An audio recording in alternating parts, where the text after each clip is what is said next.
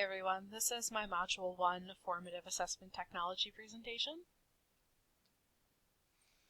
So the technology that I chose is Kahoot. So Kahoot is, you can create various forms of formative assessments, such as short interactive quizzes and polls, or a story using different building blocks, or you can create a course.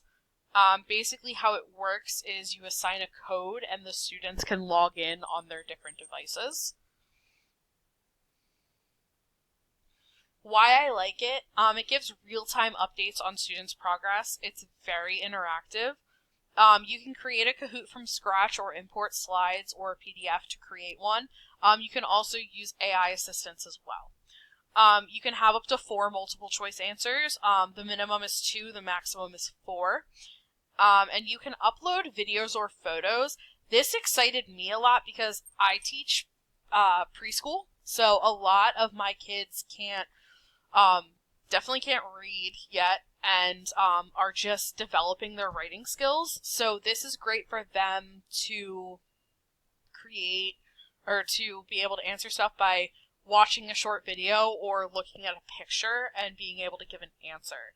Because I need more ways of formative assessments for my kids, so this is a great resource that I can take, and I'm really excited to play around with it and use it with my kids.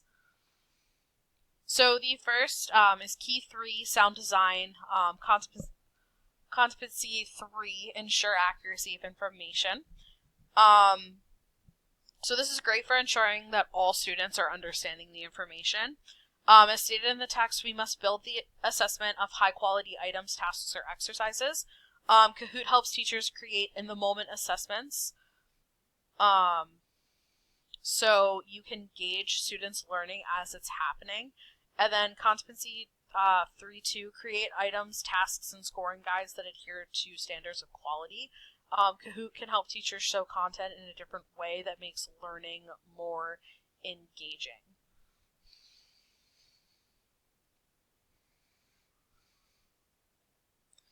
Key 4 is Formative Usefulness.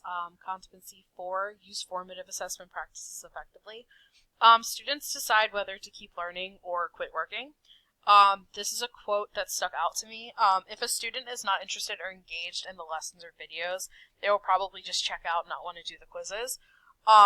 This is something that we talked about in my last technology class, where if a student isn't engaged, no matter what the learning platform is, whether it's in person, online, interactive, if they're not engaged, they're not going to learn. So for Competency 4.2, offer feedback in such a way that students can and will act on it, and that action leads to further learning. That's our goal as teachers and educators. We want students to keep learning and keep wanting to learn. So the good part about Kahoot is students can see in real time their responses, and it gives a more visual type of feedback. They're also being held more accountable for their own learning, which can be really beneficial. And then Key 5, effective communication. Competency 5, communicate about students learning effectively. Communication of formative assessment information provides the kind of descriptive feedback learners need. Kahoot allows students to see what their peers are answering and lead to bigger discussions of course content. And Competency 5.2, engage students in tracking, reflecting on, and sharing their learning progress. Teachers can use this to better formulate their assessments and the type of feedback students want to receive. So this is like a give and take. Students can tell the teacher what they're liking and not liking, and the teacher can figure out what the students like and don't like and how they can go about assessing their students. Some challenges and benefits. So my biggest thing is, what if not every student has the technology? If I remembered correctly, from when I used Kahoot 10 years ago, in my student teaching experience, I do believe there is a way around that. When I was student teaching, I'm going to date myself, in 2016 they had iPad carts that would come around, so we would do Kahoots when every child had an iPad.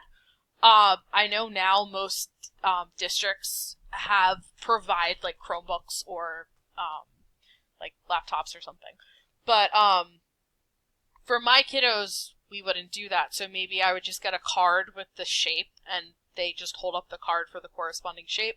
But that would also be a lot for my kids are 4 and 5.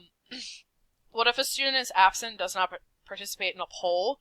Can they redo it? How would you gauge that? So the benefits, it gives teachers a better understanding of how the students are learning. They get real-time feedback. It's not like an exit slip where you have to go through and record every answer. You get real-time feedback. And it can help teachers with creating new lessons and new ways of assessing their students in ways that will help the students grow and learn. Thank you.